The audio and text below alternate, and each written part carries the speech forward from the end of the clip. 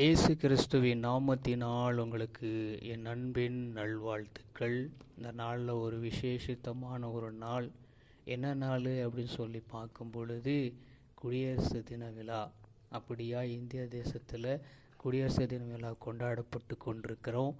அப்படியே அந்த நாளில் கூட பார்க்கும் பொழுது உங்கள் யாவருக்கும் என் இனிய குடியரசு தின நல்வாழ்த்துக்களை தெரிவித்து நாளில் அப்படியே ஆண்டவருடைய வார்த்தையை பகிர்ந்து கொள்ள பிரயாசப்படுகிறேன்.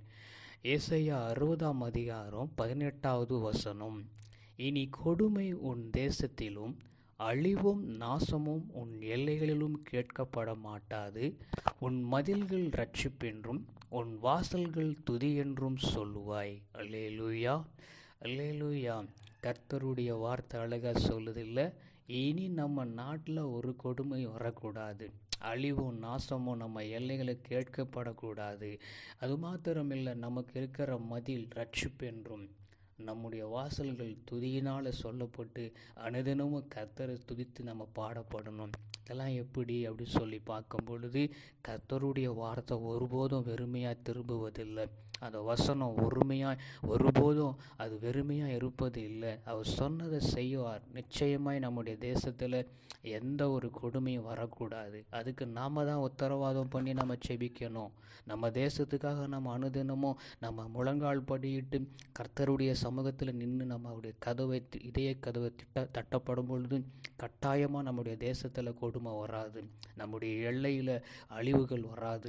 நம்முடைய எல்லையை பாதுகாக்கிற இராணுவத்தில் நம்ம ஜெபம் பண்ண வேண்டும். அவர் நமக்காக அவங்களாம் எத்தனை பேர் இன்றைக்கி குளிரும் பனியிலும் அவங்க எல்லையை பாதுகாத்து கொண்டிருக்கிறாங்கல்ல, அவங்களுக்காக நம்ம ஜெபம் பண்ணணும். அப்படியா நம்முடைய மதில் ரட்சிக்கப்படணும். நம்ம சுற்றி இருக்கிற மதிலெலாம் ரட்சிக்கப்படணும்.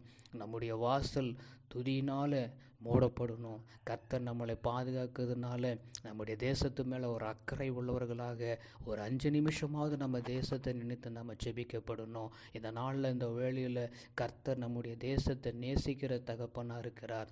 நாமளும் நம்ம தேசத்தை நேசிப்போம். கர்த்தருடைய வார்த்தையின்படி நம்ம ஜெபம் பண்ணுவோம். எங்களை கிருபையாக நேசிக்கிற எங்கள் அன்பின் நல்ல தகப்பனே, இந்த நாளில் இந்த வேளையில் இனி கொடுமை உன் தேசத்திலும் அழிவும் நாசமும் எங்கள் எல்லைகளில் கேட்கப்படவே மாட்டோம். நாங்கள் உத்தரவாதம் பண்ணி செபிக்கிறோம். எங்கள் மதில்கள் ரட்சிப்பென்றோம், எங்கள் வாசல்கள் துதியினால் நிரப்பப்படணும், துதியினால் சொல்லப்படணும். என் கர்த்தர் பெரிய காரியங்களை செய்யுங்க ஐயா. நீங்கள் கொடுத்த இந்த வார்த்தைகளுக்காக உமக்கு நன்றி என்று நாங்கள் சொல்லி செபிக்கிறோம். இந்த நாளில் இந்த வேளையில் பெரிய காரியங்களை நீங்கள் வாய்க்க பண்ணுவீங்க. இயேசுவின் நாமத்தினா எங்கள் தேசத்துக்காக செபிக்க நாங்கள் உத்தரவாதம் பண்ணுறோம். நீங்கள் பொறுப்பெடுங்க, பாதுகாத்து கொள்ளுங்க. எங்கள் தேசத்துக்காக செபிக்கிற அந்த பாரம் எங்கள் மேலே வரட்டும். இயேசுவின் நாமத்தினாலே ஆமென்.